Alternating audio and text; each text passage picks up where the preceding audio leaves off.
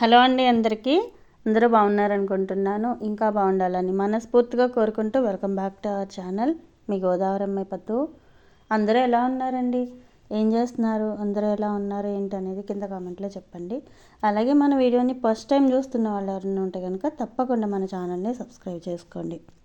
ఇంక ఈరోజు బ్లాగ్ ఏంటంటే, ఇది శనివారం బ్లాగ్ అండి. అంటే శనివారం బ్లాగ్ ఎందుకు షేర్ చేస్తున్నా అంటే, స్పెషల్గా నేను సప్త శనివారాల వ్రతం తీసుకుంటున్నా కదా, అందులో భాగంగా నేను చూపించే ఈ పూజ వచ్చి 7వ వారం పూజ అండి. అంటే సప్త శనివారాలు అంటే 7 వారాల పూజ. వడ్డీ వారం కింద 8వ వారం కూడా చేస్తారు. సో మామూలుగా చెప్పాలంటే 7 శనివారాల వ్రతంలో ఇది 7వ వారం పూజ అనమాట. అందుకే మీకు స్పెషల్గా ఈ వీడియో షేర్ చేస్తున్నా.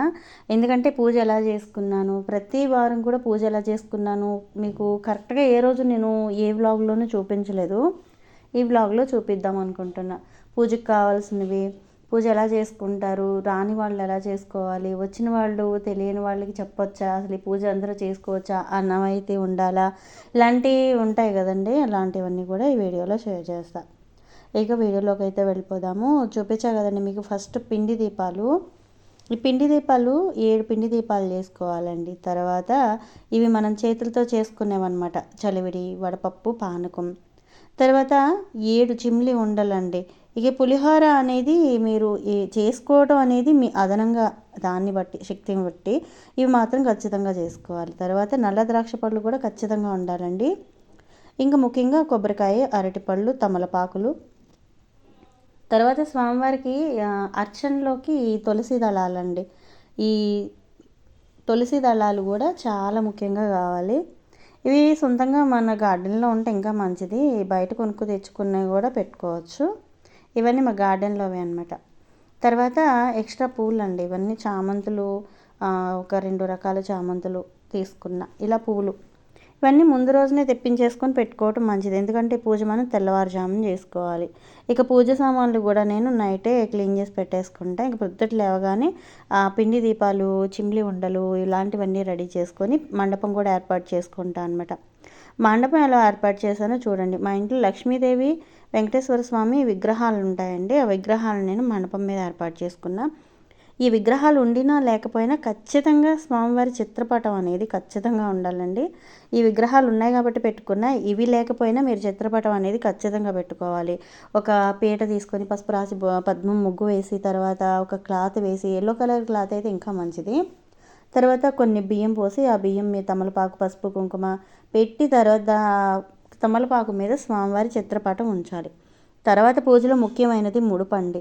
ఈ ముడుపు ఖచ్చితంగా పెట్టుకోవాలి. 11 రూపాయలు కానీ, 111 రూపాయలు కానీ, పసుపు, కుంకుమ, అక్షింతలు, ఒక ఎల్లో కలర్ క్లాత్లో పసుపు రాసి దాంట్లో పెట్టుకొని మూటగా ముడుపు కట్టి, అంటే మన కోరిక ఏమైతే కోరుకుంటున్నామో ఆ కోరికని ఆ మూటలో ముడుపు కింద కట్టి స్వామివారి ప్రతి వారం పూజలోనే ఆ ముడుపు అనేది పెట్టుకోవాలన్నమాట. తర్వాత ఇంకా అలంకరణ అండి. మీ ఇష్టం వచ్చిన అలంకరణ చేసుకోవచ్చు స్వామివారికి ఎటువంటి డిస్టర్బెన్స్ లేకుండా. తర్వాత విశ్వక్సేన్ పూజ అంటారండి. మనం వినాయకుని పూజని విశ్వక్సేన్ పూజ కింద చేసుకుంటాము. మండపం దగ్గర ఖచ్చితంగా వినాయకుడు, పసుపు వినాయకుడిని చేసుకోవాలి. చూసారు కదా, పిండి దీపాలకి ఇలాగా గోవిందనామం పెట్టి బొట్లు పెట్టి అలంకరించుకున్న 7 పిండి దీపాలండి. తర్వాత ఇందులో ఆవు నెయ్యి కానీ, నువ్వుల నూనె కానీ వేసుకోవచ్చు. నేను ఈ అన్ని వారాలు కూడా ఆవునీతితోనే దీపారాధన చేశాను. ఇంకా స్వామివారికి ఇష్టపూర్వకమైన ఈ జవ్వాది కూడా ఆవునీతిలో వేస్తున్నానండి. దీపాలు వెలిగేటప్పుడు మంచి ఆరోమగా వస్తుంది. స్వామివారికి చాలా ప్రశాంతంగా ఉంటుంది అనమాట. మనం చేసే పూజ శ్రద్ధగా స్వామివారికి చేరుతుందండి. చేసుకున్న మండపం అనేది మంచి సువాసనతో ఉండాలన్నమాట. సో ఇంకా నేను జవ్వాది కూడా దీపారాధన కుందుల్లో వేస్తాను. ఇలా ఏర్పాటు చేసుకుంటానండి. మీరు ఫస్ట్ టైం కనుక చూస్తూ ఉంటే కనుక మన ఛానల్లో 7 శనివారాల వ్రతం వీడియోస్ చాలానే పెట్టాను. ఇది 7వ వారం పూజగా, అంటే క్లియర్ కట్గా ఏ వీడియో కూడా మీకు చూపించలేదు. ఈ వీడియోలో చూపిద్దామని చెప్పి అనుకున్నాను అనమాట. ప్రతి వారం ఇలానే ఏర్పాటు చేసుకున్నానండి. తర్వాత ఫస్ట్ మనం చేసుకోవాల్సింది వినాయకుని పూజ అండి. ఈ వినాయకుడిని విశ్వక్సేనుడిగా చేసి మండపం దగ్గర పెట్టి పూజ చేసుకుంటాము. ఇంకా ముఖ్యంగా చెప్పాలంటే నా మాటలు విని మీరు చేసుకోవాల్సిన అవసరమే లేదు. ఎందుకంటే ఒక బుక్ అనేది ఉంటుందండి. ఒక 20 రూపీస్ పెట్టి 7 శనివారాల వ్రతం బుక్ అనేది ఒకటి దొరుకుతుంది. ఆ బుక్ తెచ్చుకొని మీరు అందులో ఉన్న విధానంగా కూడా మీరు పూజ చేసుకోవచ్చు. ఇలా అయితే నేను పూజ అయితే చేసుకున్నానండి. ప్రతి వారం కూడా ఎక్కడ ఏ ఆటంకం లేకుండా పూజ అయితే చాలా చక్కగా చేసుకున్నాను. ఇంకా కోరిక అంటే మనం కోరుకున్న కోరిక నిస్వార్థమైనది అయితే స్వామి ఎప్పటికైనా కోరిక అనేది నెరవేరుస్తారు. మనం కోరుకునే ఒక కోరికలో స్వార్థం అనేది ఉండకూడదు. మన స్వప్రయోజనానికి అనేది ఉండకూడదండి. మనం సంకల్పించింది ఒక మంచి సంకల్పమై ఉండాలి. మన పిల్లల గురించో, వాళ్ళ చదువుల గురించో, ఆరోగ్య నిమిత్తమో, లేకపోతే మనకి ఏమన్నా బయట నుంచి రావాల్సిన డబ్బు ఆగిపోయినందువల్లనో చేసుకోవాలి తప్ప వాళ్ళు పాడైపోవాలి, వీళ్ళు పాడైపోవాలి, నేనే బాగుండాలి, నేనే ఉండాలి అనేసి అయితే కోరుకుంటే పూజలు అయితే ఎవరు చేయకూడదండి. ఇలాంటి పూజలకి అసలు ఎక్కడ విలువ కూడా ఉండదు. స్వామివారికి కూడా అలాంటి పూజలు నచ్చదు. స్వప్రయోజనానికి అయితే నేను పూజ అయితే కోరుకోలేదండి. స్వామివారికి మొక్కు అయితే నేను ఏం మొక్కు కోరుకున్నానో, ఏం కోరిక కోరుకున్నానో అది ఏం కోరిక అనేది మీకు తప్పకుండా తెలియచేస్తానండి. అండ్ ఇంకా వినాయకుడికి పూజ అంతా అయిన తర్వాత ఆయనకి బెల్లం ముక్క నైవేద్యంగా పెట్టొచ్చు. తర్వాత కొబ్బరికాయ కూడా పెట్టొచ్చండి. ఇంకా స్వామివారికి ఆ తర్వాత పూజ అనేది స్టార్ట్ చేయాలి. ఫస్ట్ పిండి దీపాలు అనేవి వెలిగించుకోవాలండి. పిండి దీపాలు వెలిగించిన తర్వాత స్వామివారికి ఎంతో ఇష్టమైన పచ్చకర్పూరం కూడా సమర్పించుకోవాలి. ఇక ప్రతి ఒక్క దీపం దగ్గర కూడా అక్షతలు, పసుపు, కుంకుమ, పువ్వులు అనేవి ఖచ్చితంగా పెట్టాలి. ఇలా అలంకరించుకొని స్వామివారి పూజ చేసుకుంటా తర్వాత స్వామివారి పూజలో ఖచ్చితంగా ఉండవలసింది తులసి మాల అండి. ఈ తులసి మాల ఫోటోకి ఖచ్చితంగా వేయాలి. 2 తులసి దళాలన్నా సమర్పించుకోవాలండి. మాకు దొరకలేదని అనుకున్న వాళ్ళైనా సరే 2 తులసి దళాలన్నా సమర్పించుకోవాలి. ఇక తులసి దళాలు సమర్పించి తర్వాత రకరకాల పువ్వులతో అర్చన చేసి ముందు స్వామివారిని పూజించి తర్వాత లక్ష్మీ అమ్మవారిని పూజించి తర్వాత పద్మావతి అమ్మవారిని పూజించి శ్రీ అలవేలు మంగ సమేత శ్రీ వెంకటేశ్వర స్వామిన్యే నమః అని చెప్పి నమస్కారం చేసుకొని పూజ అయితే మొదలు పెట్టుకొని చక్కగా పూజ అంతా చేసుకోవాలి. పూజ అంతా అయిన తర్వాత హారతి విషయానికి వస్తే 7 శనివారాలు కూడా అండి నేను ఇలాగ తమలపాకుల్లో 7 తమలపాకుల్లో కర్పూరం వెలిగించి మనం తిరుమల మెట్లు ఎక్కుతాం కదా, అప్పుడు ఈ మెట్లు ఎక్కేటప్పుడు మనం ఎట్లా అయితే స్వామివారికి కర్పూరం వెలిగించుకుంటూ వెళ్తామో అలాగే స్వామివారి దగ్గరికి కర్పూరం వెలిగించుకుంటూ వచ్చి ఇక్కడ హారతి అయితే ఇస్తున్నానండి. నాకు ప్రతి వారం కూడా ఇలానే చేసుకున్నాను. ఇలా 7 శనివారాల వ్రతం అయితే పూర్తి చేసుకున్నానండి. చాలా అంటే చాలా మనశ్శాంతిగా కూడా అనిపిస్తుందండి. వెంకటేశ్వర స్వామికి మనం మొక్కుకున్నామంటే కోరిక తప్పకుండా నెరవేరుతుందండి. ముందు మనం బలంగా నమ్మాలి. స్వామిని కోరుకుంటే ఇది అవుతుంది అనే ఒక నమ్మకం మనకైతే ఉండాలండి. ఏదో వాళ్ళని చూసి వీళ్ళని చూసి పూజ చేసేసుకున్నాము కోరిక తీరలేదంటే తీరదండి. మనం బలంగా నమ్మాలి. మనం కోరుకున్న కోరిక అనేది స్వామి తీరుస్తారన్న నమ్మకం మనకి ఎప్పుడైతే ఉంటుందో ఆ కోరిక తప్పకుండా నెరవేరుతుందండి. సో అలా 7 శనివారాల వ్రతంలో 7వ వారం పూజ అయితే నేను కంప్లీట్ చేసుకున్నాను. ఆ స్వామి దయ వల్ల గోవిందునికి ఆ పూజ అంతా సమర్పించిన తర్వాత మీకు వీడియో తీసి చూపిస్తున్నా.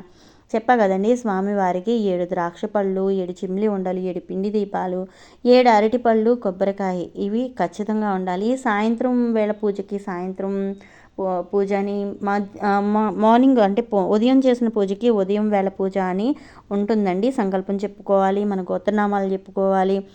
పూజ చేస్తున్నప్పుడు మన కన్న తల్లిదండ్రులని కూడా తలుచుకోవాలండి. ఎందుకంటే మనకి జన్మనిచ్చిన తల్లిదండ్రులే కదండి దేవుళ్ళు, వాళ్ళ తర్వాత ఇంకేదైనా. అందుకే పూజ చేసుకునేటప్పుడు తల్లిదండ్రులను కూడా తలుచుకోవాలి. ఇలా స్వామివారికి పూజ చేసి వీడియో తీస్తూ ఉంటే నాకు చాలా ప్రశాంతంగా అనిపించింది. ఈ వీడియో ఎప్పుడు మీతో షేర్ చేయలేకపోయాను, పూజ చేస్తున్నా కానీ వీడియో షేర్ చేయలేకపోయాను, అందరూ అడుగుతూ ఉంటారని చెప్పి అనుకొని ఇంక ఇవాళ ఈ వీడియో అయితే చాలా సావకాశంగా షూట్ చేశానండి. ఈ రకంగా పూజ అయితే చేసుకున్నా. ఇంకొకటి పూజ అంతా అయిన తర్వాత స్వామివారి తీర్థప్రసాదాలు ఖచ్చితంగా తీసుకోవాలి. ఎవరికన్నా పంచిపెట్టొచ్చు కూడా అండి, దాంట్లో తప్పేమీ లేదు. అండ్ ఇంకొకటి నలుపు బట్టలు వేసుకొని పూజ చేసుకుంటే ఇంకా మంచిదండి, చాలా మంచిది. ఎందుకంటే 7 శనివారాల వ్రతంలో ముందు ప్రత్యేకమైన ఒక భాగం, ఒక ప్రత్యేకమైన స్థానం ఉందంటే అది శనీశ్వర స్వామికి అండి. ఆయన్ని తలుచుకోవాలి. ఆయన పూజ చేసుకునేటప్పుడు ఆయనకు నచ్చిన నలుపు వస్త్రాలు ధరించడం ఇంకా మంచిది. ఇంకా స్వామివారికి ప్రతి వారం పూజ చేసుకున్న తర్వాత ఎవరినన్నా తీసుకొచ్చి ఇంటికి భోజనం పెట్టొచ్చు. లేదు 7 శనివారాలు పూర్తయిన తర్వాత భోజనం పెట్టాలనుకుంటే 7 శనివారాలు పూర్తయిన తర్వాత నాలా ఇలా చూడండి ఇంటికి తీసుకొచ్చి ఎవరినన్నా తీసుకొచ్చి భోజనం పెట్టొచ్చండి. కానీ ఈ మధ్యన కాలంలో జనాలు చుట్టాలైనా కానివ్వండి, అయిన వాళ్ళైనా కానీ ఏం చేస్తున్నారంటే ఎక్కడ తిని అక్కడే కక్కేస్తున్నారు. ఇంకా ఇలాంటి వాళ్ళకి భోజనం పెట్టే కన్నా రోడ్ సైడ్ భోజనం లేక చాలామంది బాధపడుతూ ఉంటారండి. అలాంటి వాళ్ళకి పెట్టుకోవడం మంచిది అనిపించింది నాకు ఎందుకో. సో నేను అందుకని ఒక తొమ్మండుగురికి భోజనం తెప్పించానండి. తొమ్మండుగురికి కూడా భోజనం ఇలాగ ప్యాక్ చేసేసి పెరుగు, 2 రకాల కర్రీసు, పచ్చడి, తర్వాత రైసు, సాంబార్ ఇవన్నీ కూడా ప్యాక్ చేయించేసి లేని వాళ్ళకి భోజనం అయితే పంచిపెట్టానండి. నేను ఇలా తీసుకున్న నిర్ణయం తప్పైతే ఏం అనుకోవద్దు తప్పకుండా. ఎందుకంటే నాకు కొన్ని నచ్చవండి జనాలు చేసే ఒక పద్ధతుల్లో. ఎక్కడ తింటామో అక్కడే కక్కడాలు, తినేసిన తర్వాత వాళ్ళ ఆకలి తీరిపోయిన తర్వాత చెయ్యి కూడా ఆరక ముందే మనకి పంగనామాలు పెట్టేసేలా జనాలు తయారయ్యారు. అలాంటి వాళ్ళకి పెట్టుకునే కన్నా భోజనం లేని వాళ్ళకి ఇలా ప్యాక్ చేసి వాళ్ళకి ఇచ్చి భోజనం చేయండి అంటే తృప్తిగా తింటారు కదా. సో అలా పూజ అయితే చేసుకొని భోజనాలు అయితే పెట్టామండి. ఇదండి ఈరోజు బ్లాగు. సో నేను చేసుకున్న ఈ పూజా విధానం, నేను చెప్పిన మాటలు, నేను చేసిన పనులు మీకు నచ్చితే ఖచ్చితంగా మన ఛానల్ని తప్పకుండా సబ్స్క్రైబ్ చేసుకోండి. మీ ఒపీనియన్ అనేది నాకు కామెంట్ సెక్షన్లో తప్పకుండా తెలియజేయండి. ఇలాంటి మంచి మంచి వీడియోస్ కోసం మన ఛానల్ని చూస్తూనే ఉండండి. ఇంకొక మంచి బ్లాగ్తో మళ్ళీ మీ ముందుకు వస్తా. అంతవరకు బాయ్ అండి అందరికీ.